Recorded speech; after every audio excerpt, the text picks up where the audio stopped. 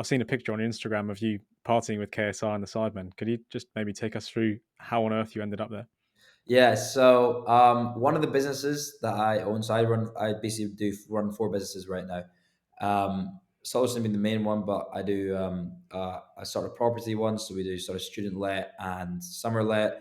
I do a coaching group with another entrepreneur called Robbie. We coach young entrepreneurs and help them sort of with mindset, confidence, skills, finances, and everything along those lines. And another business run is more of like a secret one, so I can't really talk too much about it. But it's in the social media space as well. But I co-own it with a couple of business partners, and one of them is a large creator.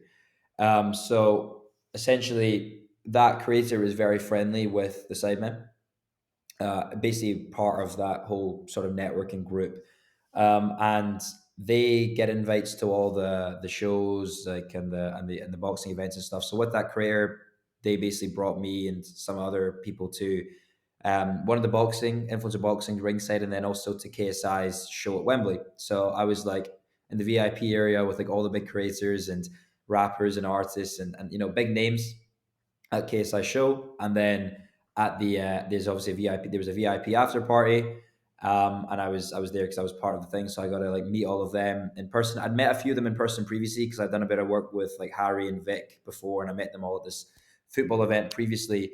But I was able to like actually after party with them, get to know them a bit. And then after that after party, there was like an after party, which only a few people were allowed at, and I was got brought along because of this career. So that was like in a private members club in London, and it was like KSI's night. So he's like had these two tables at this private members club. It was just like me and a bunch of creators and a few others, and I was like almost like thinking, like, why am I even here? It makes no sense. There's like all the side men are like partying with obviously their kind of girlfriends and like some of the other friends in there.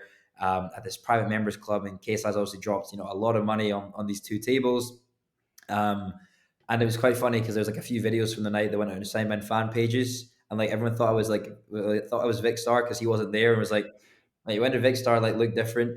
But it was quite funny. Yeah, it was a good fun good experience. Getting to meet them and work with them.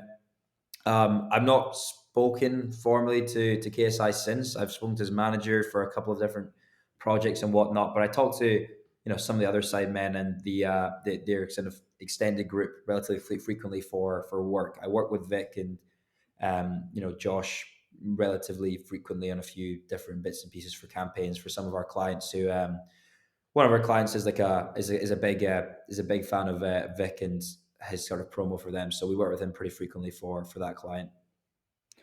So you've found yourself sometimes in those circles, and you found yourself in circles as well. I mean, I remember seeing pictures on Instagram a couple of months ago when you're out in Dubai for another probably stint of creating.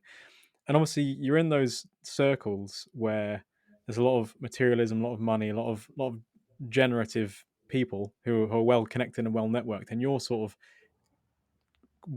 making your way into that now. What do you notice about the difference in their sort of characters and work ethics and mindset? Not just the Sidemen, not just KSI and that whole circle that you're with, but also more generally, now that you've almost elevated yourself up into these more, I don't know, elite circles where people are doing cool stuff and making a lot of money and managing businesses and stuff. Is there a huge difference between the way they operate on like a psychological level that you can really pick out, or are they just normal people who were just relentless with what they were doing?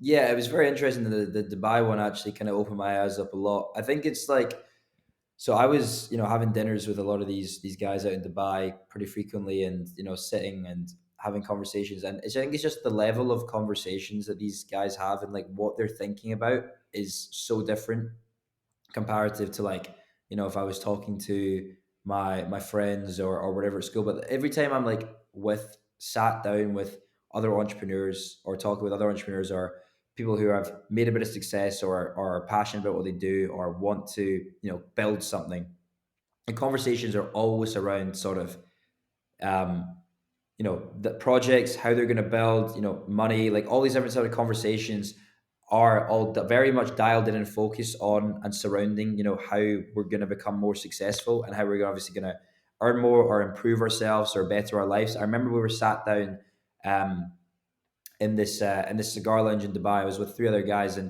the conversations that came up was like, okay, like, so what is our all of what are all of our plans over the next however many years to scale our businesses to eight figures?